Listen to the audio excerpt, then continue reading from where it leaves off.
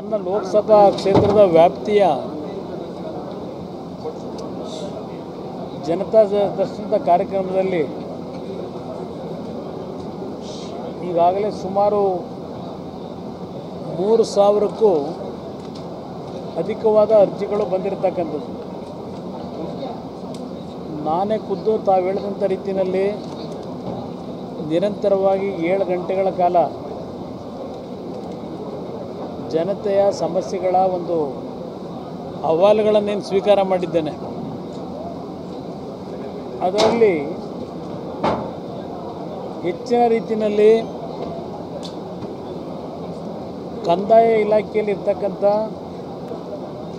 ದುರಸ್ತಿ ಖಾತೆಯಾಗಿಲ್ಲ ಅಂತಕ್ಕಂಥದ್ದು, ಹಕ್ಕುಪತ್ರಗಳು, ಇದು ಒಂದು ಕಂದಾಯ ಇಲಾಖೆಗೆ ಸಂಬಂಧಪಟ್ಟಂಥ ಹಲವಾರು ಅರ್ಜಿಗಳು ಬಂದಿರತಕ್ಕಂಥದ್ದು.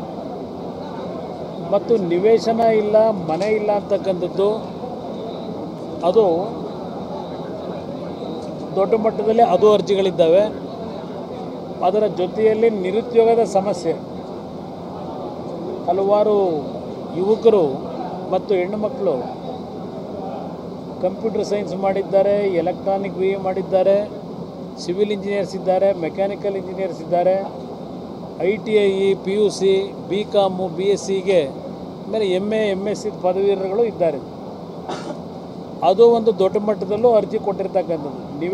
ನಿರುದ್ಯೋಗದ ಸಮಸ್ಯೆ, ನಿವೇಶನಗಳ ಸಮಸ್ಯೆ, ಮನೆಗಳ ಸಮಸ್ಯೆ ಮತ್ತು ಸ್ಮಶಾನದ ಸಮಸ್ಯೆಗಳಿರ್ಬೋದು ಹಳ್ಳಿಯಲ್ಲಿ, ಮತ್ತು ಕಾಲುದಾರಿಗಳ ಸಮಸ್ಯೆ, ಹೀಗೆ ಹಲವಾರು ರೀತಿಯಲ್ಲಿ ಅರ್ಜಿಗಳೇನು ಬಂದಿದೆ. ವಿದ್ಯುತ್ ಶಕ್ತಿಯ ಇಲಾಖೆಗೂ ಸಂಬಂಧಪಟ್ಟಂಥ ಕೆಲವು ಸಮಸ್ಯೆಗಳಿದ್ದಾವೆ.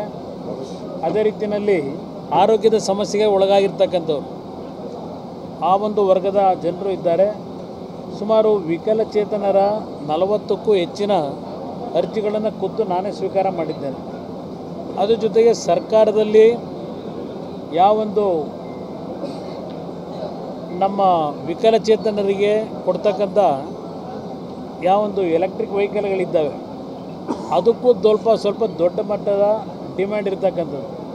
ಹೀಗೆ ಹಲವಾರು ರೀತಿಯ ಸಮಸ್ಯೆಗಳನ್ನು ಮತ್ತು ಗ್ರಾಮೀಣ ಪ್ರದೇಶದ ರಸ್ತೆಗಳ ಅಭಿವೃದ್ಧಿ, ಹೈವೇನಲ್ಲಿರ್ತಕ್ಕಂಥ ಸಮಸ್ಯೆ, ರೈಲ್ವೆಗೆ ಸಂಬಂಧಪಟ್ಟಂಥ ಕೆಲವು ಸಮಸ್ಯೆಗಳು ಸಹ ಕೊಟ್ಟಿದ್ದಾರೆ. ಹೀಗೆ ಹೈವೇ ರೋಡ್ದು ಸಂಬಂಧಪಟ್ಟಂಥದ್ದು, ಅಂಡರ್ ಪಾಸ್ದು, ಪ್ಲಸ್ ಹಲವಾರು ಹಳ್ಳಿಗಳಿಗೆ ರಸ್ತೆಗಳ ಸೌಕರ್ಯಗಳು, ಒಳಚರಂಡಿ ವ್ಯವಸ್ಥೆ, ಈ ಎಲ್ಲ ಕಾಮಗಾರಿಗಳ ಬಗ್ಗೆನೂ ಅರ್ಜಿಗಳನ್ನು ಕೊಟ್ಟಿದ್ದಾರೆ. ಜೊತೆಯಲ್ಲಿ ವಿಶೇಷವಾಗಿ ಸಮುದಾಯ ಭವನಗಳ ಕಟ್ಟಡದ ಬಗ್ಗೆ ಅಲ್ಲೂ ಸಹ ದೊಡ್ಡ ರೀತಿಯಲ್ಲಿ ಅರ್ಜಿಗಳು ಕೊಟ್ಟಿದ್ದಾರೆ. ಇದೆಲ್ಲವನ್ನು ಸ್ವೀಕಾರ ಮಾಡಿದ್ದೇನೆ. ನಾನು ಇದೆಲ್ಲವನ್ನು ಬೈಫರ್ಕೇಟ್ ಮಾಡಿ ಯಾವ್ಯಾವ ಇಲಾಖೆಗಳಲ್ಲಿ ರಾಜ್ಯ ಸರ್ಕಾರಕ್ಕೆ ಸೇರಿರ್ತಕ್ಕಂಥದ್ದು ಕಾರ್ಯಕ್ರಮಗಳೇನಾಗಬೇಕಾಗಿದೆ ಅದೆಲ್ಲವನ್ನು ಸಂಬಂಧಪಟ್ಟಂಥ ಇಲಾಖೆಗೆ ಕೊಡ್ತಕ್ಕಂಥದ್ದು ಅಷ್ಟೇ ಅಲ್ಲ, ನಾನೇ ಅದನ್ನು ನಮ್ಮ ಅಧಿಕಾರಿಗಳು ಏನಿದ್ದಾರೆ ಅವರೆಲ್ಲರೂ ಪ್ರತಿನಿತ್ಯ ಸೂಪರ್ವಿಷನ್ ಮಾಡ್ತಾರೆ. ಅರ್ಜಿಗಳನ್ನು ನೀನು ಕೊಟ್ಟಿದ್ದೇವೆ.